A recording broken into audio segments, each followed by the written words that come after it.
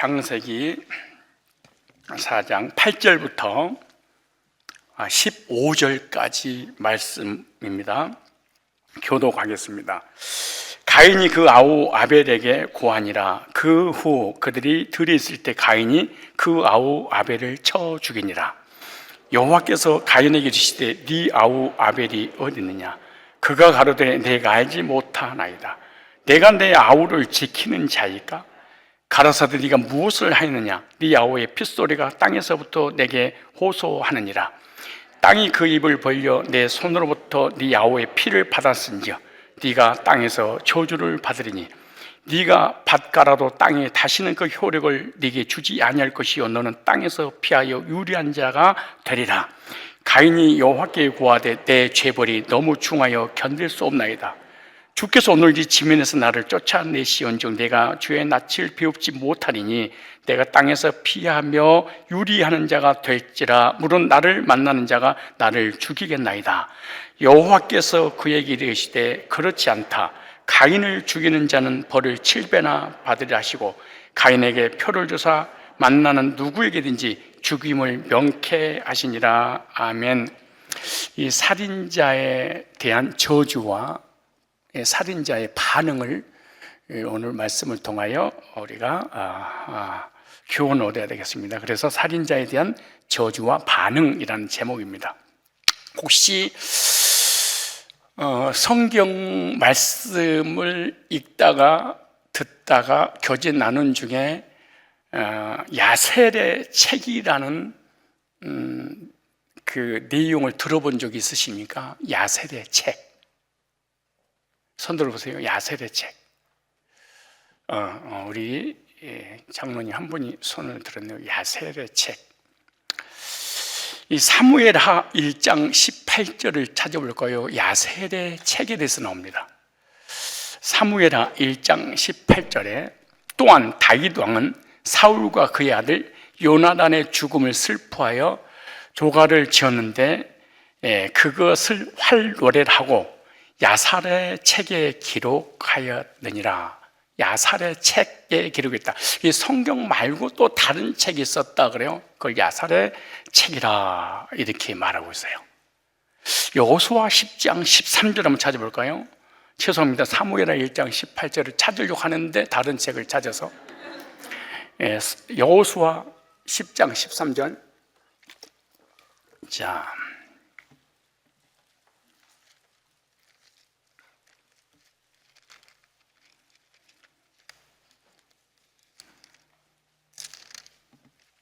장 13절을 우리 다 같이 한번 읽어보실까요? 12절부터 여호와께서 아모리 사람을 이스라엘 자손에게 붙이시던 날에 여호수아가 여호와께 고하되 이스라엘 목전에서 가로되 태양아 너는 기본 위에 머무르라. 달아 너도 아얄론 골짜기에 그리할지어다 하매 태양이 머물고 달이 그치기를 백성이 그 대적에게 원수를 갚도록 하였느니라. 무슨 책에? 야살의 책에 기록되기를 태양이 중천에 머물러서 거의 종일토록 속히 내려가지 아니하였다 하지 아니하였느냐. 여호와께서 사람의 목소리를 들으신 이 같은 날은 전에도 없었고 후에도 없었나니 이는 여호와께서 이스라엘 위하여 싸우셨습니다. 여기 보니까 야살의 책, 이게 사무엘하라든가 여호수아라든가 또 여러 하나님의 선지자들이 말씀을 전할 때 이 야살의 책에 대해서 나옵니다. 이 아모리 족속 5 왕들의 군대와 싸울 때 여호수아가 외쳤잖아요. 이 세번역에 보면 이렇게 기록됐어요. 태양아 기본 위에 머물러라. 달아 아얄론 골짜기에 머물러라. 이 태양이 거의 하루 종일 중천에 머물렀기 때문에 여호수아의 군대가 하나님의 도우심으로 아모리 족속의 큰 승리를 얻은 내용에 대해서 기록한 것이죠. 이런 이야기가 기록되어 있는 이 내용이 야살의 책에 기록됐다. 그런데 야살의 책은 어떤 책일까? 야살의 책의 의미는요, 의로운 자의 책이란 뜻입니다. 그러니까 이스라엘 역사상 의로운 자들의 행실이 기록된 책. 그러니까 어떻게 보면은 하나님의 백성들과 하나님의 백성들을 대적하는 이 악인의 이 양면성을 가지고 있는 내용들을 기록한 책이 야살의 책이다, 이렇게 생각하면 돼요. 이 책은 지금 기독교 안에는 전해지고 있지는 않지만 역사 속에 여러 시대에 걸쳐 기록되고 전해져 내려왔기 때문에 이스라엘 사람들은 이 야살의 책에 대해서 잘 알고 있다, 이렇게 생각하시면 됩니다.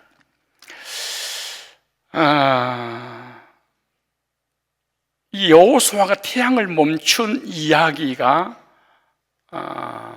실제로 성경에 기록되어 있고 야살의 책에 기록되어 있고, 또 과학자들이 태양과 달이 멈춘 이야기가 전해지고 있습니다. 지금 이 시대에도 이 우주선 달 착륙 작업을 시작한 1960년대 나사의 과학자들이 우주선의 탄도 궤적을 계산을 했는데, 지금으로부터 1500년 전에 태양과 달 그리고 별들의 위치를 컴퓨터로 추적을 했는데, 연대기적으로 하루에 해당하는 시간을 재보니까 24시간을 이 지구의 나이에 빠졌다는 것을 알게 됐답니다. 그러니까 과학이 얼마나 대단합니까? 이 시대의 과학이. 하다못해 이 우주에는 전자층이 있어가지고 일평생 동안 우리 인간들이 말한 그 내용을 컴퓨터에 저장하듯이 전자층에 다 저장해 있다고 합니다. 그것이 과학이 발달된 이후에 발견됐다는 과학자들의 이야기입니다, 이게. 그런데 여호수아가 태양을 멈추게 했다는 성경 기록에 있다는 것을 확인하니까 23시간이에요. 근데 1시간이 비어서 다시 성경을 찾아보니까 열왕기 하 20장 11절에 1시간이 빠져있는 내용이 거기 기록됐습니다. 히스기야 왕 시대에 해시계의 그림자가 10도 뒤로 물러갔다라고 기록되어 있죠. 10도는 40분입니다. 즉 낮의 길이가 40분 길어졌다, 그런 내용이죠. 그러니까 여기 40분하고 여호수아 때 그 23시간 이상 멈춰버린 그 시간 합치니까 딱 24시간 하루가 되더라는 거죠. 그 말씀들이 역대하 32장 31절에도 나옵니다. 그 말씀을 좀 더 살펴보면 하박국 3장 11절에 보면 이렇게 말합니다. 날아가는 주의 화살의 빛과 번쩍이는 주의 창의 광채로 말미암아 해와 달이 그 초소에 멈추었나이다, 이렇게 말합니다. 이런 모든 내용들이 성경에만 기록된 게 아니고 야살의 책에도 기록됐다, 이렇게 말해요. 그러니까 성경 밖에 이스라엘 역사책이다, 이렇게 생각하면 됩니다. 그러니까 이스라엘의 역사는, 이스라엘의 삶은 바로 신앙이죠. 그러니까 그들의 역사의 신앙인들의 하나님과의 관계를 기록한 책이 야살의 책에 기록되기를 이렇게 말씀하고 있는 거죠. 그래서 성경에서도 저자가 인용할 정도니까 얼마나 검증된 책인가 우리가 이해를 할 수가 있죠. 왜 창세기 4장 가인의 살인으로 한 저주와 반응을 하면서 이 말씀할까요? 야살의 책에 기록된 그 내용을 좀 설명해 주고 싶어서 그런 거예요. 자, 그 내용을 한국어로 번역을 했던 것을 제가 한 5년 전에 가지고 있게 됐죠. 그 내용을 보면은 그 창세기 4장 내용을 야살의 책에는 그 소년들이 자라고 그들의 아버지가 그들에게 그 땅에 있는 소유를 주었으니, 창세기 4장 1절 이하예요. 가인은 땅의 경작자가 되고 아벨은 양을 지키는 자가 되었더라. 몇 년이 지날 때 그들이 여호와께 제물을 가져왔으니 가인은 땅의 열매를 가져왔고 아벨은 그의 가축들 중 살찐 것으로 처음 난 것을 가져왔더라. 거의 성경하고 흡사하죠. 엘로힘께서 아벨과 그의 제물을 향하시니 불이 야훼로부터 구약에는 실제로 불로 태웠잖아요. 그래서 하나님 받으시피하죠. 그러니까 가인의 제사는 안 받고 아벨의 제사를 받은 것을 육안으로 확인할 수 있었겠죠. 하늘로부터 불이 야훼로부터 내려와 그것을 살랐더라. 엘로힘께서 가인과 그의 제물로는 향하지 아니하셨다. 이게 불 하나님이 태우지 않아서 번제단에 제물을 드리면 불로 태워서 맨 처음에 번제단에 양을 잡을 때 하늘에서 불이 내려와서 불이 탔고 불이 계속 타올랐죠. 그리고 그걸 등대와 향단에 붙여서 성소를 밝히고 하나님을 섬기게 됐죠. 그런 것처럼 그분께 그것을 받지 아니하셔서 이는 그가 야훼 앞에 땅에 질낮은 열매를 가져왔기 때문이다. 이로 인해 가인이 그 형제 아벨을 질투하고 그를 죽일 구실을 찾더라. 그러니까 자기의 제사는 안 받아주시고 아벨의 제사를 받는 순간 화가 나서 아벨만 죽이면은 하나님의 사랑을 독차지할 수 있다고 생각을 했는데 아벨 때문에 사랑을 못 받는다고 생각한 거예요. 이로 인해 가인이 그의 형제 아벨을 질투하고 그를 죽일 구실을 찾더라. 시간이 흐른 후 가인과 그 형제 아벨이 어느 날 그들의 일을 하기 위해 둘로 나갔으니 그 둘이 들에 있더라. 이걸 설명하고 싶은 거예요. 왜 가인이 화가 나서 아벨을 죽였고, 그런데 아벨을 죽였다. 아벨의 제사는 하나님 받으시고 가인의 제사는 받지 않으셔서 그때부터 아벨을 죽이려고 맘먹고 죽였다, 이 얘기만 간단하게 기록됐지만 그런 살인한 사건이 간단한 문제가 아니고 어떤 무수히 많은 내용들이 내포해 있었겠죠. 그러나 성경 구속사만 말씀해야 되기 때문에 압축시킨 거, 그 구속사를 가 아닌 것은 기록을 안 했겠죠. 만약에 그걸 다 기록하면 이 지구를 다 덮어도 책을 다 못 쓰겠지요, 하나님 말씀을. 그런데 그 둘이 들이더라. 가인이 그의 땅을 갈고 일구고 이제 농사를 지어야 되니까 아벨은 그의 가축들을 먹였다. 그 가축들이, 이게 중요합니다. 보세요. 가인이 일구는 땅의 한 부분을 지나가니 이로 인해 가인이 화가 났더라. 그랬어요. 자기 식소들을 먹이 살리기 위해서 농사를 잘 지어놨는데 아벨의 양떼가 그리 지나가서 밭 일부를 망가뜨려 버린 거야. 막 뜯어 먹어버리니까 화가 나겠어요, 안 나가겠어요? 화 안 나요, 여러분은? 와, 그러니까 가인만 나쁘다 이렇게 생각하면 안 돼. 가인은 죽일러! 사람이 살이라는 것은 무슨 원인이 있을 거 아니에요? 그 원인을 한번 찾아보자는 거지. 근데 성경에는 없는데 야살의 책에는 기록되어 있다 그 말이에요. 근데 보세요. 네가 너의 가축들을 데리고 와 나의 땅에서 그 떼를 먹이느냐? 그러니까 저 닭들이 다 뜯어 먹어버린 것처럼 양떼들이 농사를 지었는 다 뜯어 먹어버리는 거야. 그러니까 아벨이 그 말을 듣고 가만 있는 게 아니에요. 가만히 있었으면 안 죽었어.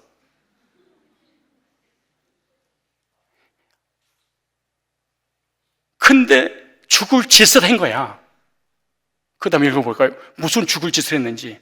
오늘은 목사님 악인 편이시네요. 그때 달라요. 그래서 잘 들어보세요. 내가 악인 편인지. 아벨이 그 형제 가인에게 대답 이르기를, 그 말 딱 듣는 순간에 아벨이 화가 치밀어 오는 거야. 막 스트레스 쌓인 거야. 그동안 쌓였던 것이 막 이 속에 담아둔 걸 탁 떨어뜨린 거야. 아내가 남편한테 화를 내고 남편이 아내한테 화를 낼 때는 그동안 쌓인 것을 터뜨리는 것이 지금 이 사건 하나만 가지고 화를 내는 게 아니야. 잘 생각해 봐요. 목회자가 성도에게 등을 돌릴 때는 이 문제 하나 가지고 등 돌리는 것이 아니야. 10년, 20년, 수십 년도 쌓였던 것이 어느 날 확 터져 나오는 거예요. 아벨이 지금 쌓였던 것이 있는데 뭐가 쌓인지 아벨 얘기를 들어봐요. 아벨이 그 형제 가인에게 대답하되, 이제 막 먹어버린 형한테 이제, 나와 너 사이에 이 일은 이러하니, 참 논리적으로 설명을 하는 거예요. 네가 나의 가축대의 고기를 먹고 나도 먹지 않는 고기를, 내가 길른 양떼를 훔쳐가지고 잡아먹고 옷까지 해입어. 누가? 가인이. 근데 이것 좀 뜯어먹었다고 화를 내면 되냐 임마? 옷 벗어 이 새끼야. 네가 입는 옷 누구 거야? 내 양떼를 죽여서 그 털옷으로 또딱 입는 거 아니야 임마? 못된 놈의 새끼 같은 이라고. 형이 뭔다 이 새끼야? 이 말은 아셀의 책에 안 기록돼 있어요. 그냥 안 기록됐다는 것을, 근데 그럴 가능성이 10,000% 있어요. 아벨이라고 무슨 착하겠어요? 아담의 후손인데. 아니 언제가 들어있고 자범죄가 들어와 있는데 무슨 착한 사람이 어디겠어. 참다 폭발한 거지. 네가 나의 가축대의 고기를 먹고 그 양태를 네 옷이 될 것이 아니냐? 아니 네가 나의 가축대의 고기를 먹고 나도 먹지 않고 제사 드리려고 하는데 그걸 훔쳐가지고 배 불리 먹고 살찌우고 그 옷으로 그 털을 벗겨서 옷을 입는 거. 그럼 이렇게 말해요. 그러므로 이제 네가 입은 나의 양의 털을 벗고 네가 먹은 그 가축들의 산물과 고기를 내게 보상해라. 네가 그렇게 행할 때 나도 네가 말한 대로 너의 땅에 나오면 되지 않느냐? 안 나와 씨. 맞아 이 말이. 우리 성경에는 간단하게 기록됐지만 살인을 간단하게 하는 게 아니야. 시비가 붙어야지. 그동안 쌓였던 것들이 막 폭발할 때 죽이는 거지. 갑자기 한 사건으로 가가지고 화나서 이런 것이 어디 있어요? 묻지 마. 살인이에요? 가인이 또 한마디 했어. 가인이 그 형제 아벨에게 이르되, 정말로 만약 내가 오늘 너를 죽이지 않으면 누가 나로부터 너의 피를 요구하겠느냐? 너 죽여버릴 거야. 논리적으로 딸리면 죽인다고 그러는 거 사람이. 아벨이 말이 맞아요? 가인이 말이 맞아요? 누가 시비를 먼저 걸었어요? 내가 누구 편을 듣지 몰라서 대답을 안 하는 거예요? 가인이 나쁜 놈이야.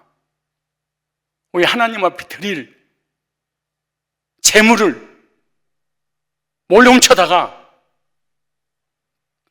잡아서 고기도 먹고 가죽을 벗겨서 털옷을 입으면서 일부 땅을, 그러니까 어떻게 보면 화가 나서 양떼를 데리고 가인의 그 밭으로 갔는지도 몰라. 성경에는 없지만 오늘 확 한번 참다 화가 나니까 한번 붙어. 아벨이 그랬지 몰라. 아담의 후손이야. 죄인이지 뭐. 아벨도 이거 야살의 책만 읽어주고 끝나야 되겠어. 시간이 다 됐어요. 누가 나로부터 너의 피를 요구하겠느냐? 아벨이 가인에게 대답하기 이르되, 정령 엘로힘께서 이 땅에 우리를 지으셨으니 그분께서 나로 인해 복수할 것이며 그분께서 네가 나를 죽인 것으로 인해 너로부터 나의 피를 요구하실 것이다. 와, 하나님 절대적인 주권을 아벨은 다 믿습니다. 창조주를 믿습니다. 그리고 반드시 살인자의 피를 하나님이 찾으시게 하십니다.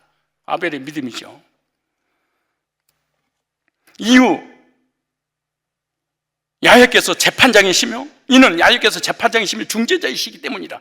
그분은 사람의 악에 따라 사람에게 보응하신 분이며 사람이 이 땅 위에 행한 그 악에 따라 악한 자에게 보응하시는 분이라.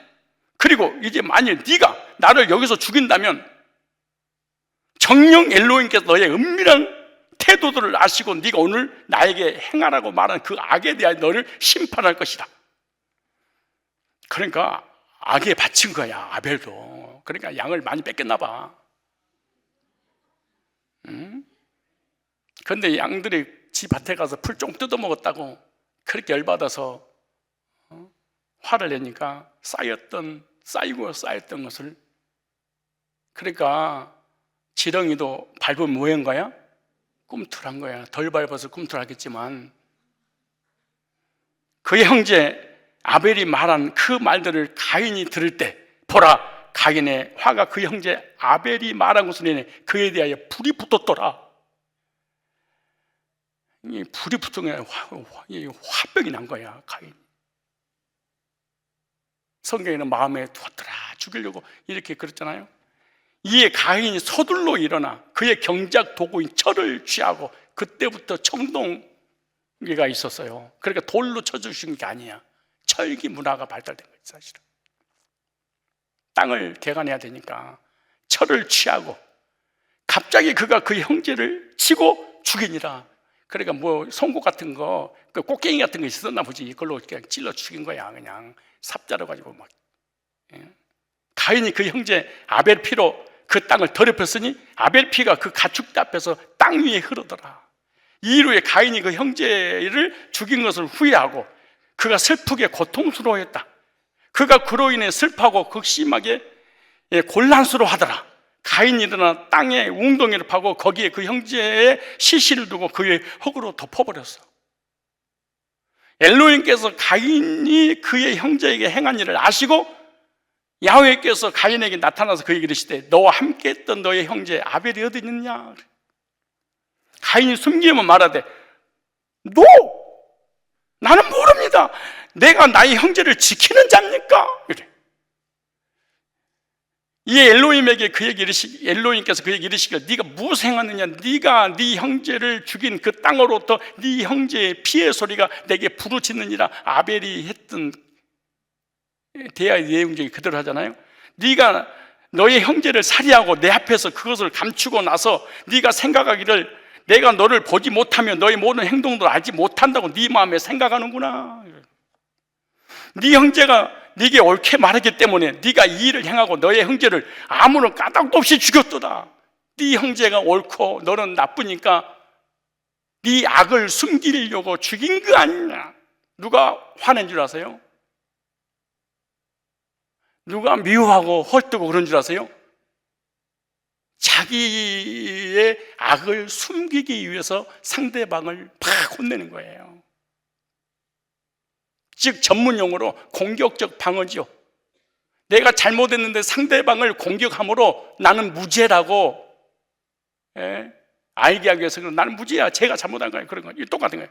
네 손을 흘린 네 형제 피를 받기 위해 네가 묻는 그를 받기 위해 입을 벌린 그 땅으로부터 네가 저주를 받느니라. 네가 땅을 경작할 때 처음 그랬던 것 같지 않게 땅이 네게 그 효력을 내지 아니하리니. 보세요, 네가 땅을 경작할 때 처음 그랬던 것과 같지 않게 땅이 네게 그 효력을 내지 아니하리니. 그러니까 하나님께서 에덴 동산 추방하고 난 다음에도 경작할 때 풍성한 열매를 맺도록 하나님이 일반 은총을 주신 거잖아요. 그런데 이는 그 땅에 가시 엉겅퀴를 내며 네가 죽는 날까지 땅에서 옮겨다니며 방랑할 것이기 때문이라. 우리 성경 거의 90% 이상 똑같죠. 가인이 야훼의 임재로부터 나갔다. 그가 있던 곳으로부터 나아가 그가 그에게 속한 모든 자가 에덴의 동쪽을 향한 땅에서 옮기며 방랑하더라. 그 날들에 가인이 그의 아내를 알매 그가 임신하여 이제 여기까지 하기로 하고, 하나님께 제사를 드렸는데 가인의 제사는 받지 않고 아벨의 제사는 불로 응답하신 것을 보고 화가 나서 돌로 쳐 죽인 것이 아니라 어떤 쇠붙이로 찔러서 죽이니 살인을 하게 되잖아요. 그런데 살인하게 된 게 이 야살의 책에 기록되기를 이렇게 기록된 거예요. 이미 가인이 큰 잘못을 했는데 하나님 앞에 드려야 될 제물을 가져다가 고기로 먹고 토롯에서 입는데 아벨이 화가 나니까 양떼를 데리고 지나가는데 자기 밭에 있는 곡식들을 뜯어 먹으니까 그걸로 시비가 붙어서 그걸로 인해서 살인하게 된 거잖아요. 어찌되었든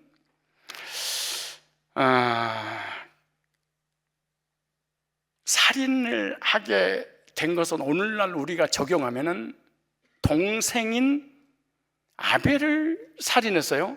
오늘은 믿음의 형제 자매를 우리가 살인할 수 없잖아요. 이걸 적용하면 시기하고 질투하고 미워하는 걸로 적용하면 되겠네. 왜일까요? 성경에 기록되기는 너는 악하고 형제들은 의롭기 때문에. 그래서 이 서론에 관한 첫 번째 내용을 좀 이해를 돕기 위해서 주님께 소망을 두지 않고 비교의식을 통한 무서운 시기심 때문에 살인했다. 혼자 제사 드릴 때는 자기가 최고의 제사를 드린 줄 알았는데 동생과 비교해 보니까 자기의 부족함을 느낍니다. 화가 치밀어 견딜 수가 없습니다. 그래서 죽입니다. 우리 역시 하나님 앞에 나와서 교회 와서 신앙생활하면서 헌신할 때 하나님의 사랑과 목사님의 사랑을 듬뿍 다 받은 줄 알았는데 새 가지고 와서 헌신하고 충성하고 봉사하는 모습 보니까 자기가 부족했구나, 이것을 깨달아. 믿음도 부족하고 헌신도 부족하고 헌금도 부족하고 사랑도 부족, 모든 것이 부족했구나 비교해 보니까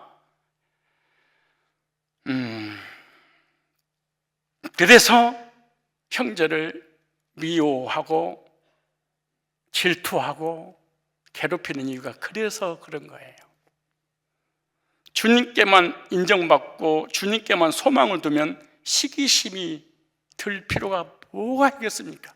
하나님 앞에서 한다면. 우리 형제를 미워하고 판단하고 저주하고 핍박하고 괴롭힐까요? 그 이유가 뭘까요? 하나님께 소망을 두지 않아요. 누구께 소망을 둔 거예요? 사람에게. 그러니까 비교의식을 해. 비교의식 하니까 열등감이 생겨. 열등감이 생기니까 자기 부족함이 막 드러나기 시작해. 그렇게 그 부족함이 드러나지 않게 하기 위해서 상대방을 짓밟아 눌러버리는 거야. 그래서 교회가 문제가 심각하게 터지기 시작. 이걸 교회뿐만 아니라 세상에서도 얼마든지 더 많이 일어나겠죠. 두 번째, 주님께 소망을 두지 않을 뿐만 아니라 하나님의 주권을 믿지 않았습니다.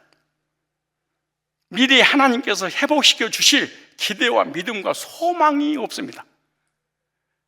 다시 말해서 아벨의 제사를 하나님 받으셨으니까 나도 미래 아벨의 제사를 드려서 하나님을 기쁘시게 하고 하나님이 받으시는 예배를 드려야지 라는 기대와 믿음과 소망이 사람이 없습니다. 나도 아벨의 제사를 드려야 되는데 이런 믿음을 가져야 되지 않겠어요? 그러니까 자기 예배를 받아주지 않았으니까 앞으로도 하나님께서 은혜를 베풀어 주지 않을 거야 라는 확신이 생겨버린 거야.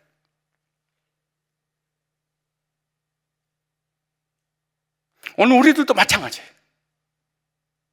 왜 중직자들이 넘어지고 쓰러지고 자빠지고 시험 들고 새신자를 괴롭히고 혼내고 그런 이유가 뭐냐?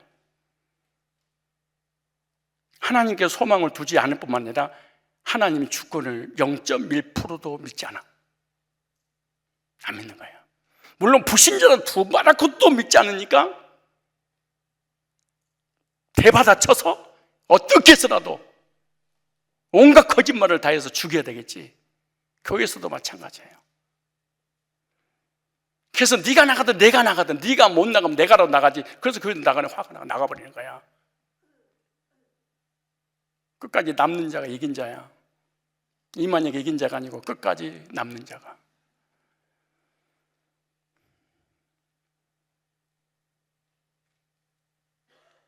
세 번째, 형제에게 소망을 두지 않아. 형제가 잘 되는 것을 축복할 줄 알아야지. 아벨이 잘 되는 것, 내 동생이 잘 되는 것이 배가 아파서 죽겠는 거야.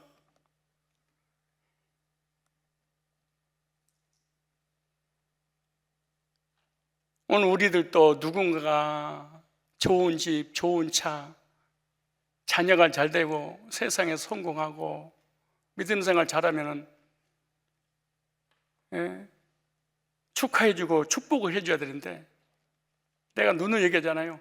조그만 집에 신방 가면은 울면서 축복하다가 큰 집에 가면은 움직이지도 않고 자리 이동, 조그만 미동으로.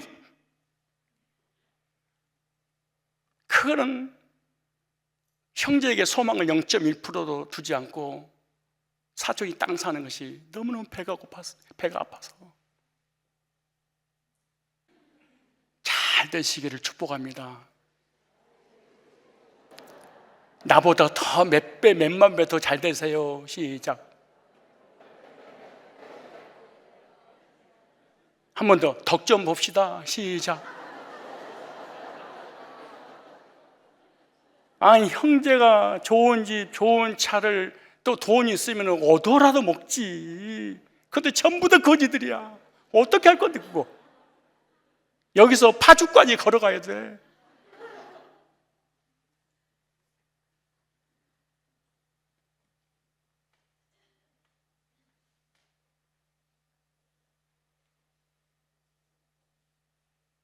불신자가 잘 되는 건 축복하면서 믿음의 형제 자매들이 잘 되는 건 축복을 하지 않아.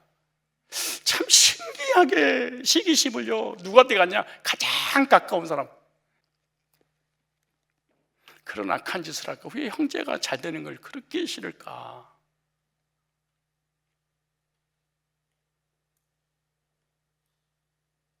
그래서 잘 나간 사람하고 똑똑한 사람하고 배운 사람들하고는 말도 안 섞여. 말 안 섞어. 가난하고 병들고 힘들고 없이 살면은, 어머, 나가 신방 왔어. 힘들지. 내가 너보다 나으니까 온 거야. 아유, 징그러 진짜. 정말 이게 쓰레기 같은 마음을 가지면 안 되는데, 이런 더럽고 추한 마음을 가인이 갖고 있다가 결국 죽여버리듯이 우리 인간이 그렇게 살아가는 거예요. 형제가 잘 되는 거 축하해주고 축복해 주세요. 불신자가 잘 되는 거 축하하고 축복해 주지 말고, 자기 가족들이 잘 되고 남편이 잘 되고 아내가 잘 되고 믿음의 형제 자매들이 잘 되는 것을 축하하고 축복할 줄 아는 사람이 정말 이 사람이 믿음 있는 사람이고, 아벨의 계통을 이어받는 사람이고, 복받은 사람이고, 구원받은 사람이 증표죠, 사실은.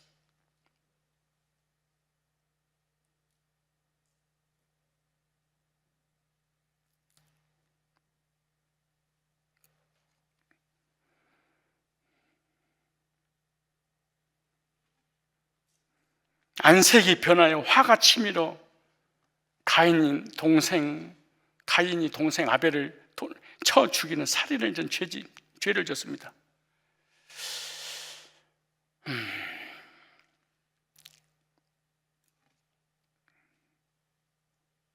그런데 본문에 나타난 가인의 살인죄에 대한 하나님의 저주를 살펴보고, 저주를 받은 가인의 살인자가 살인하고 난 다음에 하나님이 저주를 하니까 거기에 대한 그 저주는 무엇이고, 거기에 대한 이 살인자의 반응 볼까요? 야, 그 악인은 회개하지 않아요. 절대 악인은 회개하지 않아요. 절대로 잘못은, 제가 사람을 죽이는 죄를 져서도 합리화를 시키고 벌을 주면은, 내가 사람을 죽였다고 이렇게 벌을 받을 만한 죄입니까? 아니, 절대로 악인은 회개가 불가능합니다. 볼까요? 첫째, 어떤 저주를 받았나? 11절로 12절 보니까 땅이 반항하는 저주를 받았어요. 11절로 12절을 다시 한번 읽어볼게요. 이제 4장 11절로 12절 시작. 땅이 그 입을 벌려 네 손으로부터 네 아우의 피를 받았을 때 네가 땅에서 저주를 받아 네가 바꿔라도 땅이 다시는 그 효력을 네게 주지 아니할 것이요 너는 땅에서 피하여 유리한 자가 되리라. 땅이 반항하는 저주. 가인이 농사를 짓는 사람인데 타락하기 전에는 땅이 협조를 잘해줬다는 얘기잖아요. 타락한 이후에는 반항하고 항거하는 것은 타락한 결과입니다. 그래서 환경의 파탄, 이런 상태가 멈추지 않고 계속 일어나는 것은 사실은 죄로 인한 저주 때문인 거죠. 아무리 땅을 파고 농사를 열심히 땀을 흘려 지어도 곡식이 나오지 않아. 노력의 대가만큼 주어지지 않아 땅이 말을 안 들어버려요. 우리 한국도 전 세계적으로 농경사회가 50년 전까지만 해도 전 세계적으로 농경사회 아닙니까? 그러니까 땅이 ing에서 도와주지 않으면은 살아갈 수가 없는 거잖아요. 근데 창세기 3장에도 나오죠. 선악과를 따먹고 범죄한 인간에게 저주를 하자. 18절에 보니까 3장 18절에 땅이 저주를 받아 돌연변이 현상이 일어날 거고 엉겅퀴가 생기고 짐승들의 이빨이 날카로워지고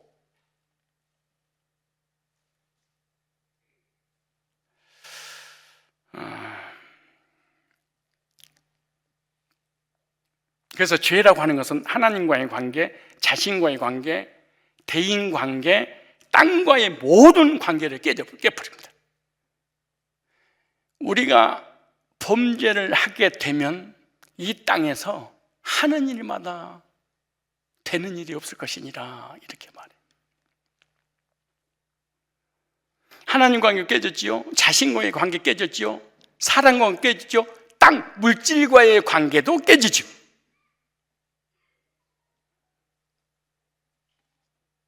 뚝을 쌓고 저수지를 만들어 물을 저장해 놔도 홍수와 같은 환경에 파타는 인간 타락의 결과로 나타나는 현상이죠. 땅이 반항하기 때문에 사람이 살기도 어렵고 사는데도 시련을 겪게 될 것이다. 그래서 땅이 저주를 받고 땅이 농사가 안 된다는 것은 역사적으로 이 시대적으로 얼마든지 알 수 있습니다. 공산주의, 우상숭배 나라, 기독교를 박해한 나라의 특징은요, 땅이 실제로 말을 안 듣습니다. 저도 세계를 미국도 가보고 캐나다도 가보고 기독교 국가 돌아다니 보는데요, 땅이 참 이 우상 숭배하는 또 공산주의 국가가 운영하는 땅하고는 비교도 할 수 없을 정도로 경작이 풍성합니다. 공산국 북한, 한국과 비교해 보십시오. 미국이라든가 한국에서 도와주지 않으면 이 북한이라는 공산주의는 먹고 살 수 없습니다. 북한과 한국, 미국과 소련 한번 비교해 보세요. 중국이 그렇게 잘 먹고 잘 산다 할지라도 지진, 홍수, 지향이 끊질 날이 없습니다. 중국 땅에 몇천 명, 몇만 명 죽는 신문에도 안 납니다. 최근에도 우상숭배하는 나라 인도, 아프리카, 일본 저주가 끝나지 않습니다. 기독교 국가 같은 땅인데 이상하게 농사가 잘 됩니다. 캐나다라든가 미국에 가서 과일이라든가 고추를 봤더니 고추가 오이만 해. 농담하는 게 아니고 진짜 오이만. 난 이거 오이인 줄 알았어. 그랬더니 고추입니다 그러더라고. 무든 배추든 한국하고 비교할 수 없을 정도로. 실제로 세계 경제 60%가 기독교 국가가 다 가지고 있습니다. 특별히 미국이.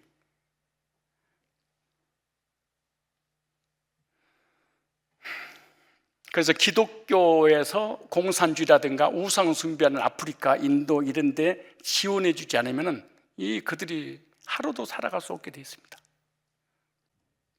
하나님 안 믿는 나라, 개인, 가정마다 땅이 저주를 받아서 경제적으로 힘들게 어렵게 살 것이니라 성경은 진리입니다. 두 번째 저주가 뭐냐? 오늘 12절에 보니까 여기저기 헤매며 유리하며 방황하는 자가 될 것이다. 방황하는 자. 범죄한 가인은 한 곳에 정착하여 살지 못하고 이 땅 저 땅을 또 돌아다니며 나그네 신세를 질 것이니라. 어디서 왔다가 어디로 가는지 모르고 방랑이 될 거라는 거잖아요. 하나님이 계신지 안 계신지, 영혼이 있는지 없는지, 내세가 있는지, 내 영혼이 있는지 모르고 이리저리 방황하며 인생 가운데 고난으로 인해 슬픔과 애도 속에 평생 동안 살게 될 것이다. 방랑인이 된다는 것은 원래 자기 땅이었는데 이젠 자기 땅을 소유하지 못하게 돼. 원래 내가 주인이었는데 주인 자리가 뺏겼다 그 말이잖아요. 왜요? 하나님이 주신 축복의 땅을 죄로 인해서 소유하지 못하게 되는 거죠. 여기에 깊은 영적인 원리가 있죠. 인간은 하나님을 떠나 타락하여 죄로 인하여 영원히 방랑인이 될 것이다. 영적으로 타락한 전형적인 모습이 가인을 통해서 나타나죠. 하나님 만나지 못한 불신자의 모습입니다. 평생 동안 방황하다가 죽어요.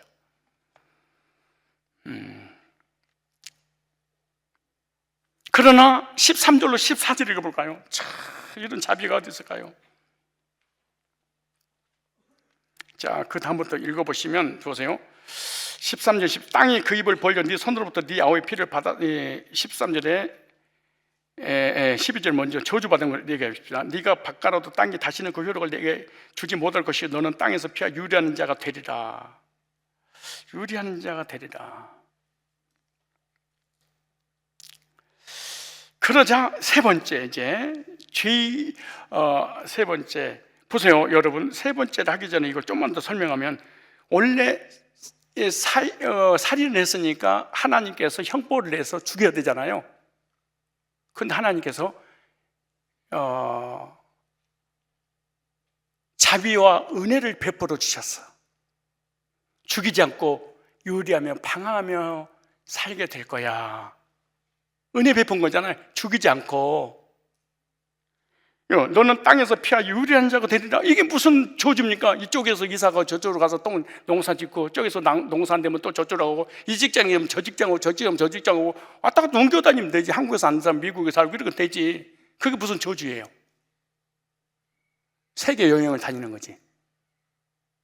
그런데 세 번째, 죄인을 살려주자 가인의 반응을 볼까요? 살인마를 살려줬는데 그 은혜에 감사하지 못하고 13절부터 14절에 보세요. 가인이 여호와께 고하되 내 죄벌이 너무 중하여 견딜 수가 없나이다. 주께서 오늘 이 집에서 나를 쫓아내시온즉 내가 주의 낯을 배웁지 못하니 내가 땅에서 피하 유리하는 자가 될지라 무릇 나를 만난 자가 나를 죽이겠나이다. 첫째, 자기의 죄에 비해서 당하는 형벌이 너무 크다고 또 불평을 해.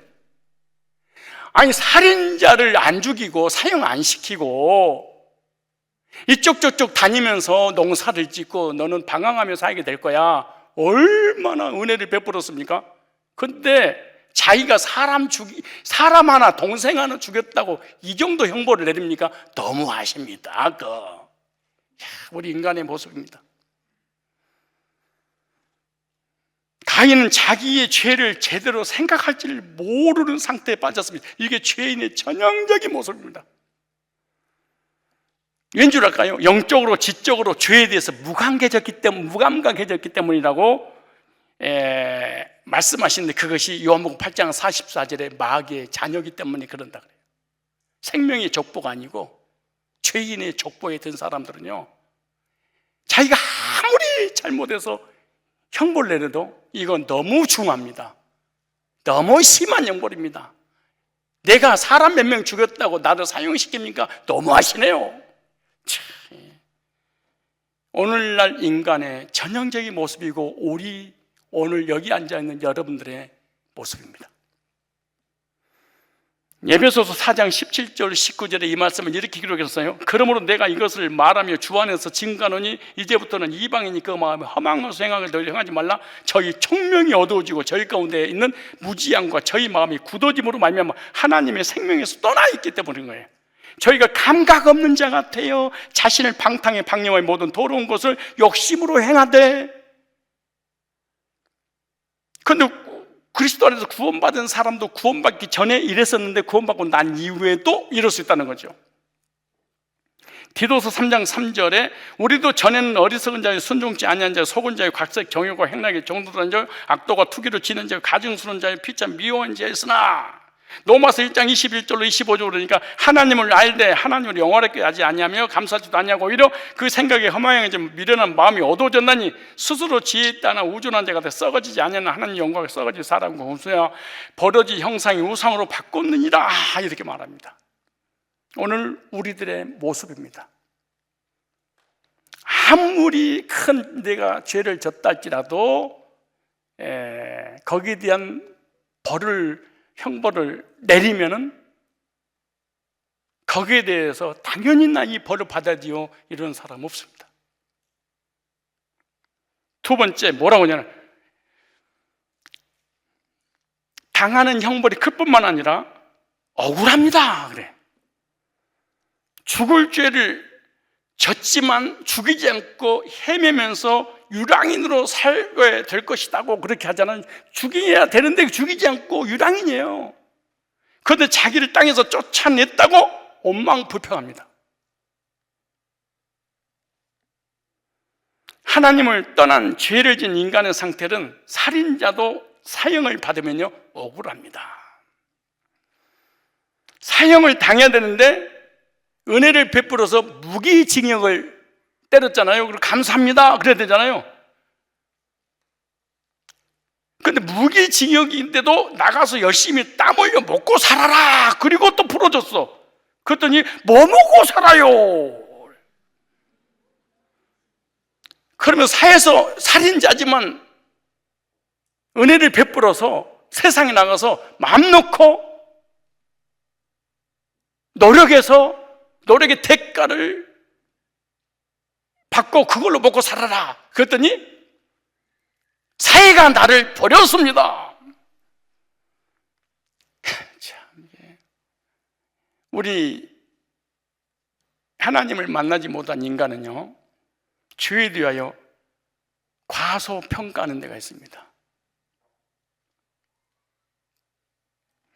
가인은 죄로 인해서 주님의 낯을 뵙지 못하는 유리하며 방랑이 되는데 이것이 가인에게 내려진 형벌이죠. 그 결과 죄인인 가인에게 심리적인 공포가 생겼습니다. 이걸 갖다가 창세기 3장에는 심리적 파탄이다 그래. 하나님을 떠나 범죄한 인간 마음속에는 버림받은 하나님의 사람들에게 버림받은 두려움이 항상 따라다닙니다. 이것이 가장 큰 고통이죠. 근데 마음에 화인을 맞아버리면은 그러든가 말든가, 하나님 버리든 목회자 버리든 성도 버리든 말든 전혀 화인 딱 맞아버리면 양심의 가책 자체가 맞자. 그리고 두려움이 없어. 도리어 너무 평안한 것처럼 살아가 버려요. 그리고 헷갈려. 살인하고 온갖 죄를 져서도 안녕하세요 오늘 굿모닝이야, 오늘 이 세상에 나를 위해서 또 하루를 허락해서 하나님께서 이래. 이게 화인 맞아서 그런 거예요. 아무렇지 않은 무감각한 자가 돼버리고 무감각한 자가 돼버렸다 그런 거예요.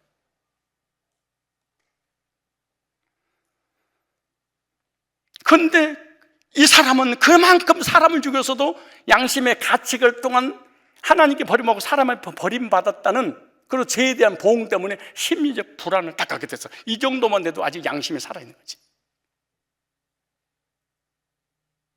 14절 볼까요? 주께서 오늘 이 지면에서 나를 쫓아내시온즉 내가 주의 낯을 배우지 못하리니 내가 땅에서 피하 유리한 자가 될지라 무릇 나를 만난 자가 나를 죽이겠나이다. 마음에 두려움과 공포가 불안이 생겼죠. 가인은 죄를 졌으면서도 끝까지 죄에 대해서 인정하지 못해 하나님이 처벌하신 거 나 못 받겠습니다. 우리 인간은 악인은 해결을 못합니다.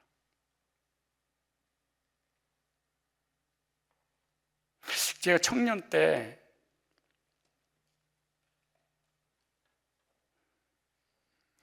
전도사 때구나. 전도사 때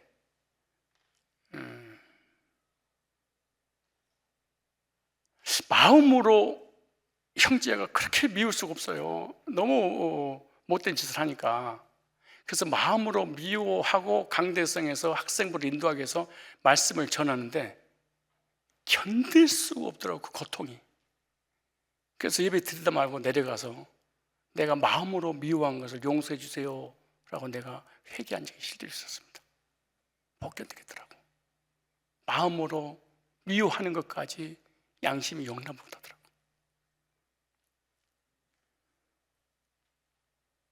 우리 마음으로든 행동이든 생각이든 말로든 온갖 게도 단 한 번도 네가 잘못해서 아벨을 잘못 쳐 죽인 것이지 내가 뭐 큰 죄입니까 이게 죽인 거. 이거 너무 심하지 않습니까? 저지른 죄에 대해서 책임지지 않겠다는 거예요. 너무 벌이 과중하다고 불평까지 하게 됩니다. 죄인이. 이것이 하나님을 떠난 타락한 인간의 전형적인 모습이죠. 국가나 회사나 학교의 법이 나쁘면 도전해서 뒤집어 버려야 된다는 거야. 정치가 썩고 경제가 썩고 사람이 썩었지 나는 전혀 한 점 부끄러움이 없다는 거야. 그렇게 정의를 부르짖잖아요. 정의를 부르짖기 전에 자신의 정의부터 해결해야 됩니다. 교회가 사랑이 없어. 우리가 사랑을 해보세요. 교회가 썩었어. 네가 먼저 정결해보세요. 이런 가인의 모습이 불신자에게만 있는 게 아니고 정치인들만 있는 게 아니고 우리들에게도 그대로 있습니다. 사실은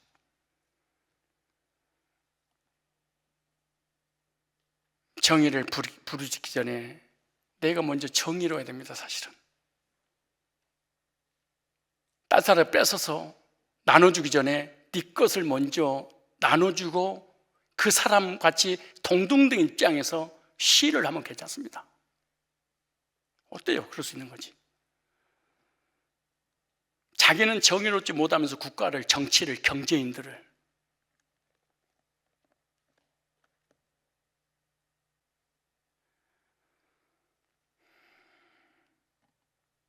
살인을 저지르고 나서도 벌이 중하지도 않는데 중하다고 불평하면서 심리적인 파탄으로 인해 두려움에 빠져있는 가인에게 참 하나님이 찾으셔서 은혜를 베푸십니다.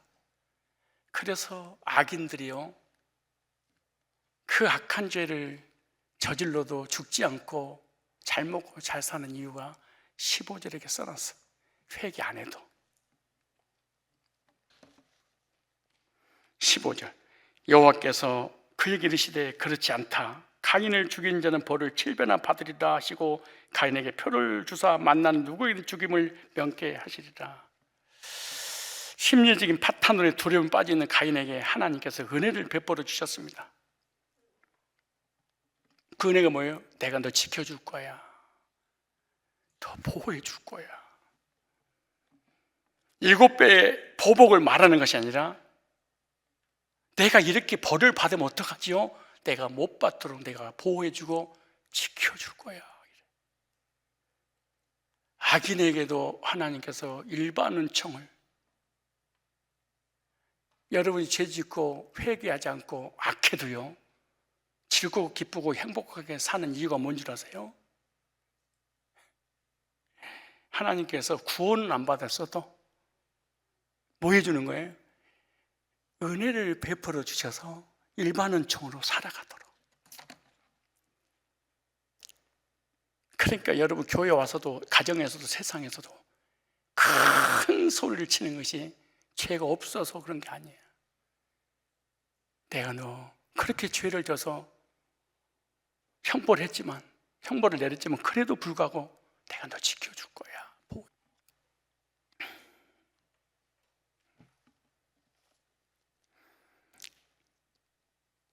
주께서 오늘 이 지면에서 나를 쫓아내시온 즉 내가 주의 낯을 배우지 못하니 내가 땅에서 피하여 유리하는 자가 될지라 무릇 나를 만나는 자가 나를 죽이겠나이다. 심적 두려움에 떨고 있는 가인에게 하나님이 찾아오셔서 그에게 이르시되 그렇지 않다. 가인을 죽이는 자는 벌을 7배나 받으리라 하시고, 가인이 받은 게 아니에요. 가인을 죽인 자를 내가 7배나, 살인자를. 하나님 은혜와 사랑을 우리 인간이 얼만큼 알까요? 도대체. 그것도 남을 죽이는 것이 아니라 친형제, 동생을 죽였는데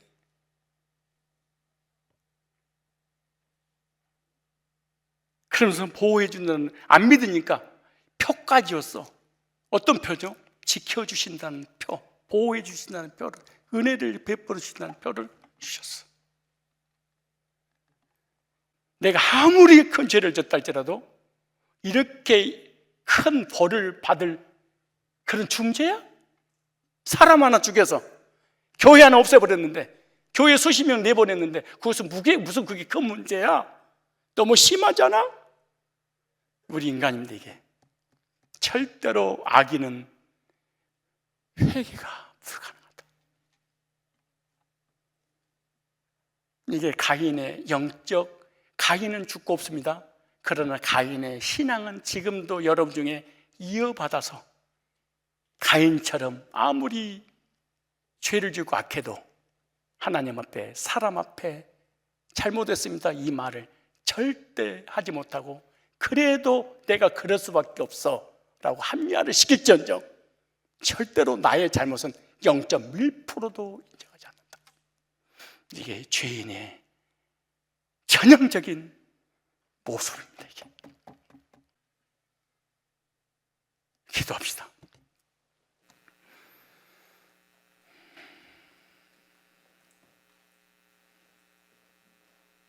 아벨의 신앙과 자기의 신앙을 비교해보니 아벨의 신앙이, 아벨의 믿음이, 아벨의 헌신이 다 좋고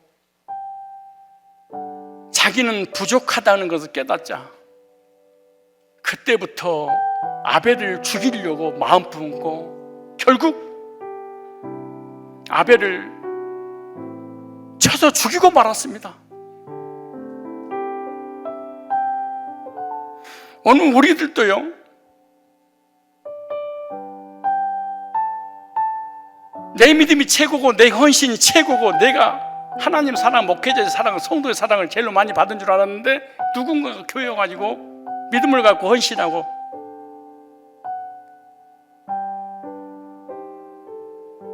하나님 앞에, 사람 앞에 자랑거리가 될 때 그것을 축복해 주지 못하고 그때부터 그 상대방을 마음에 두고 비판하고 판단하고 정죄하고 시기 질투를 함으로 우리의 교회는 없지만 앞으로 그럴 가능성이 얼마든지 있어서 내가 나가든 네가 나가든, 네가 안 나가면 내가 나가고 내가 너라도 쫓아버려야 되겠어. 이런 악행을 저지를 수 있습니다.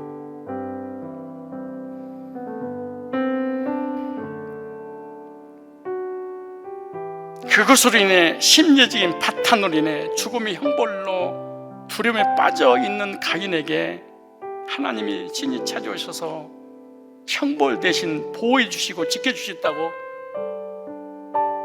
은혜를 베풀어 주셨습니다. 하나님의 사랑의 끝은 어딜까요? 공산주의가, 독재가 엄청난 악행을 하듯이 우리들도 형제를 미워하고 시기하고 질투하고 교회에 큰 문제를 어지럽힐 때도 있음에도 불구하고 우리가 이렇게 살아갈 수 있는 것은 하나님 은혜와 자비와 긍휼 아닐까요?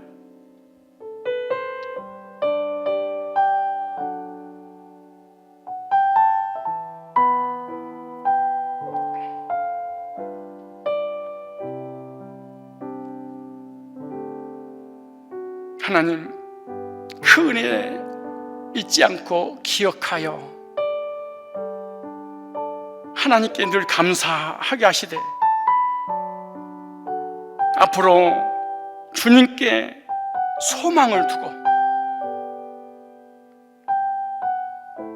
비교의식을 통한 무서운 시기심을 버리고 하나님의 절대적인 주권 아래 형제가 잘 되는 것을 축복하고 내가 드려진 예배가 항상 마지막 예배라는 그런 각오로 예배의 요소를 마음속에 품고 하나님을 향하여 정의로운 예배를 드리고 판단하고 정죄하기 전에 내가 먼저 정의로운 사람이 되어서 정의롭게 한 행동 이후에 남을 비판해도 늦지 않기에 내가 먼저 바른 신앙생활, 바른 삶으로 내 주변이 아름다워지도록 주님 도와주옵소서. 내 것은 하나도 내려놓지 않는 채 남의 것을 뺏어가지고 약한 사람이 도와주는 이런 악행을 저지르는 정치인, 경쟁이 되지 않도록 주님 도와주시옵소서. 통서로 각자 개인과 또 이 나라 위정자를 위해서 간절히, 그리고 하나님 지금도 인도해 주시고 보호해 주시고 지켜주셔서 감사합니다. 감사의 기도를 드리고 가시기 바랍니다.